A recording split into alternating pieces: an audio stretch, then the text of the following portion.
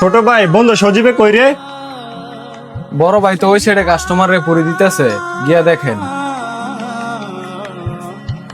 কিরে বন্ধু তোর খুঁজতাছি। বন্ধু আমার তো বিদেশের জন্য অ্যাপ্লাই করছিলাম, মানে বিদেশে গিয়ে তো বা হয়ে গেছে, মানে 2 লাখ টাকা লাগবে, দিতে পারবি বন্ধু? দিলে খুব উপকার হইব। এমনিতেই ব্যবসা বাণিজ্যের অবস্থা ভালো না, তুই দেখোস না? এখন 2 লাখ টাকা এত টাকা কই থেকে দিব তোরে?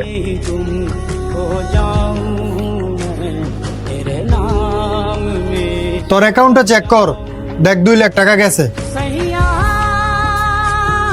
হ বন্ধু টাকা আইছে। আচ্ছা তাহলে থাক, আমি টাকাটা জমা দিয়ে আসি।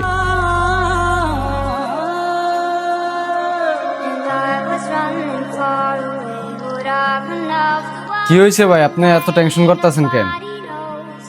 আরে কইস না, বছর তো শেষ হয়ে গেছে গা, এখন তো দোকানের ভাড়া দিতে হইব 10 লাখ টাকা। কি যে করি, মাথায় কোনো কাজ করতেছে না। ওই সময় তো আপনার বন্ধুরে জমানো 2 লাখ টাকা দিয়ে দিছেন, এখন তো আপনার বন্ধুর কোনো খবরই নাই, প্রায় 1 বছর হয়ে গেছে বিদেশ গেছে, আপনার সাথে কোনো যোগাযোগই নেই। এখন আপনার বন্ধুরে বলেন টাকা দিতে, 10 পয়সাও দিবে না এখন।